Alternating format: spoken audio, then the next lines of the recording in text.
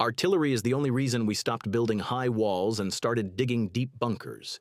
For millennia, humanity has been doing the exact same thing, looking for a way to lob something heavy and painful at a neighbor from the safest possible distance. We've gone all the way from wooden, gravity-powered swings to electromagnetic railguns that fire at the speed of spacecraft.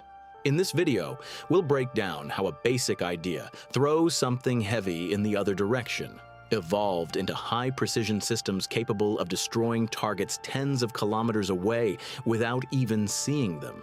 And why today, it's no longer about caliber, but internet speed. Let's start from when this whole thing was as simple as it gets, the Middle Ages. You build a castle, invest your resources, make the walls several feet thick, and feel absolutely certain that you're safe. The logic is simple. The thicker the wall, the harder it is to destroy. And that worked, right up until the moment someone rolled a trebuchet up to those walls. A trebuchet isn't just a catapult, which is how people often picture it.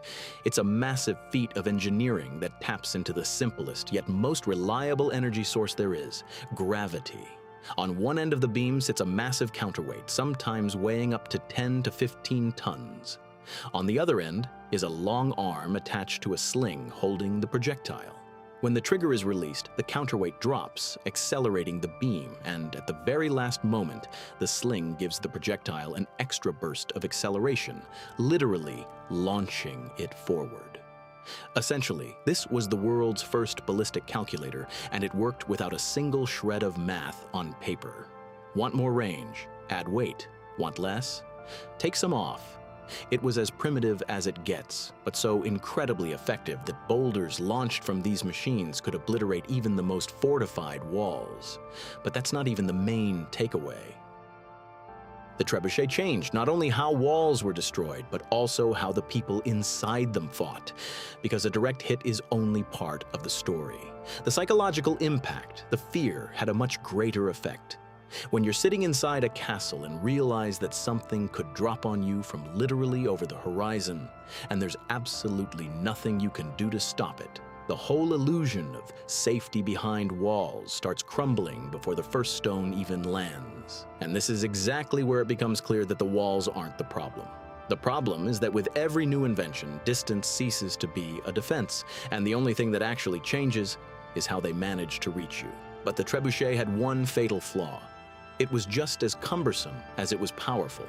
It had to be built on site, required massive resources to transport, and took an entire crew to operate.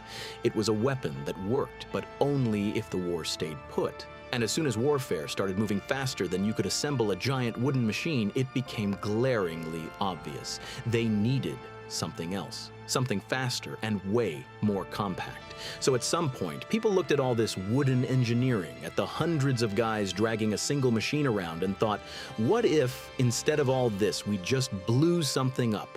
Enter gunpowder. And from that moment on, artillery stopped being a carpenter's trade and became the business of metallurgists and chemists. To be honest, the first cannons were pretty pathetic. They were better at scaring people than actually destroying things. But, as is always the case, humanity didn't just stop at version 1.0. Calibers grew, barrels got thicker, shells got heavier, and eventually we reached a point where someone looked at a cannon and said, let's make this thing so big that it borders on the absurd. That's how, in 1914, the German siege mortar known as Big Bertha came onto the scene. And if the trebuchet was a swing set for rocks, this was a full-blown sledgehammer used to simply close the case. The caliber? 420 millimeters. The shell? Around 800 kilograms. You weren't just shooting at the enemy with this. You were literally scheduling a meteorite delivery to a specific address.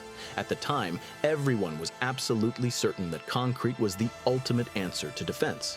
3 meters of overhead cover, fortified bunkers, complex defensive networks. It sounds rock solid. The only problem was that Big Bertha served as a highly convincing counter-argument to that certainty.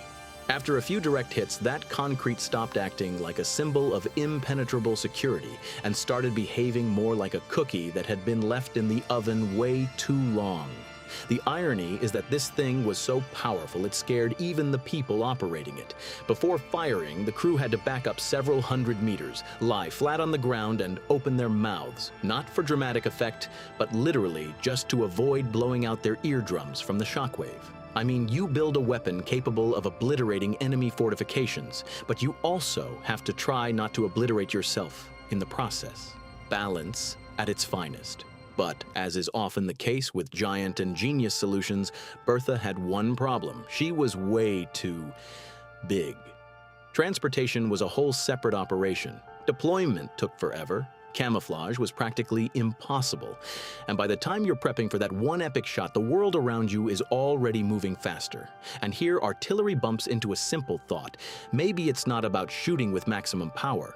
Maybe it's about shooting more often and over a wider area, even if it's not super accurate. And that exact idea kickstarts the next stage, where instead of creating one massive problem for the enemy, you hit them with dozens of smaller ones. All at once. After all these colossal cannons, someone finally asked the right question. Why even try to land a perfect hit when you can just blanket the whole area? It's like the difference between throwing one rock at a window or just dumping bricks on the entire neighborhood without bothering to figure out exactly where the window was. That's how rocket artillery was born. And with it comes a new philosophy. Accuracy is nice, but quantity is sometimes way more convincing. Instead of one big gun, you get a launcher that fires off dozens of rockets in a matter of seconds. Not a single strike, but a whole barrage, after which it doesn't really matter exactly where the enemy was standing. The symbol of this logic became the grad. It's a simple, relatively cheap system that doesn't pretend to do surgical work. It's not trying to hit a specific window or door. It tackles the issue on a broader scale. It makes the mere act of being in a certain area a very bad idea. And if Big Bertha was like one very confident punch, the grad is a relentless flurry of blows where you don't even have time to figure out where they're coming from. It's not about destroying the target, it's about making sure nobody ever wants to be here again. That's the main catch with rocket artillery. It doesn't ask exactly where the enemy is. It operates on the assumption that if you're firing into this grid square, there's definitely something there worth ruining. And in most cases, that's enough. But as always, there's a catch. This approach looks incredibly impressive, right up until you start calculating how much it costs. Because launching dozens of rockets isn't just spectacular, it's also incredibly resource intensive. And if you miss the actual target, you've just executed a very expensive area blanket. And here that familiar problem pops up again. You can shoot a lot, but that doesn't mean you're shooting smart. At a certain point, it becomes obvious that the next step isn't just adding more rockets. The next step is making sure that one is enough, and ideally leaving 0-second chances for whoever is on the receiving end. And at a certain point, warfare takes a sharp turn. Instead of asking, how much can we launch? A new question arises. What if one shot is all it takes? This gives rise to a new kind of artillery, not mass, but smart. Systems that no longer rely on luck or blanketing an area, but operate like a sniper, just from tens of kilometers away. And this is where HIMARS enters the scene. Its main trick isn't that it shoots. We knew how to shoot before. Its whole thing is that it knows where to shoot. Coordinates, satellites, mid-course correction. This whole setup turns a rocket from somewhere over there into exactly right here. And the difference between these two approaches is the difference between blowing through dozens of shells versus just one, and getting the exact same result. While the grad operated on the principle of there's something out there, HIMARS operates on the principle of we know exactly what's out there, and it's about to disappear. And this is essentially the moment when artillery stops being just a weapon and becomes a node in an information system. Now, it's not just about what you have, it's about how fast you get the data and how accurately you use it. And here it gets a bit ironic. For thousands of years, we tried to make projectiles faster and heavier, only to end up realizing that it's not the mass or even the speed that decides the outcome. It's how perfectly you dialed in the coordinates. In fact, half the battle is now won before anyone even hits the launch button.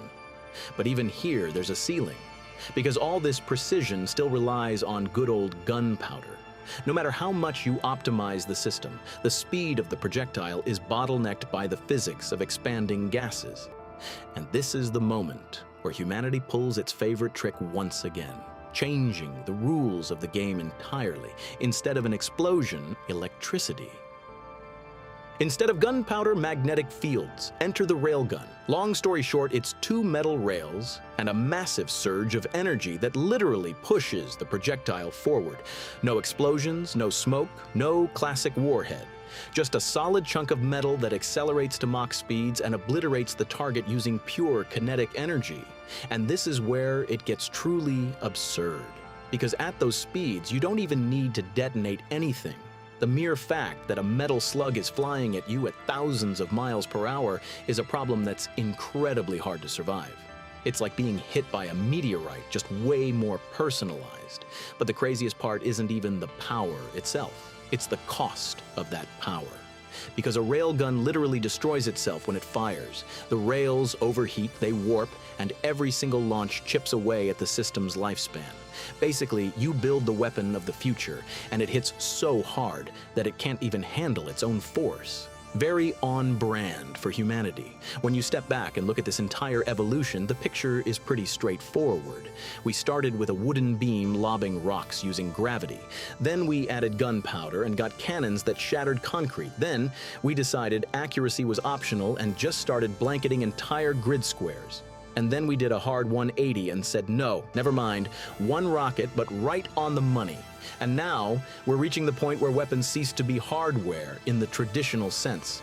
They are becoming a fusion of energy, software, and data. And perhaps for the first time in history, the big question isn't how far can you shoot, but how fast can you figure out where to shoot? Walls won't save you anymore. Concrete guarantees absolutely nothing. Distance stopped being a defense several stages ago, and the only thing that has actually changed is the window of time between you being found and something dropping on your head. If this history shows us anything, it's one very simple truth. The problem was never how far the projectile could fly.